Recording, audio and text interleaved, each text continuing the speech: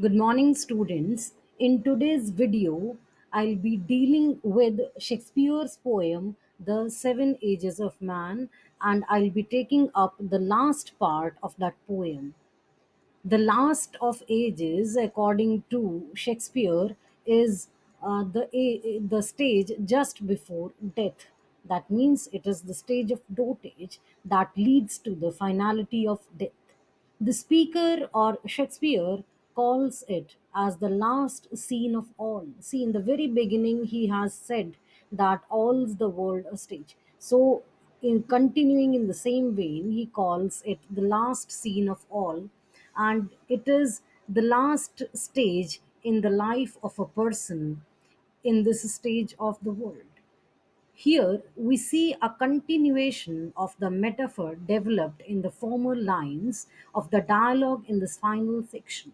Shakespeare calls this journey of a person through the seven ages a strange and eventful history. Because just like history, it is a life of a person is full of all sorts of happenings. He describes this final stage of life as the second childishness. Now, this is often asked in competitive exams that which stage of life, according to Shakespeare, is the second childishness. So, it is this seventh stage where the person enters into oblivion. Dotage causes a loss of all senses, and the person is left with nothing. See, you can say that it is a stage of coma where the person becomes oblivious of his surroundings. We see a return to dependency in this stage of life.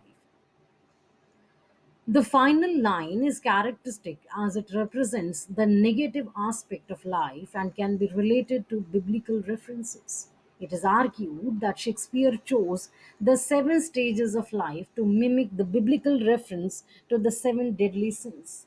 Now, and in that respect, the sans everything phase can be regarded as an experience of hellish life because it is in this stage the person loses teeth, he loses his eyesight, and there is no taste, and he's suffering from so many ailments. So there is no joy, no positivity in his life, and he rather craves for death. According to Shakespeare, this is the stage where one wishes to die.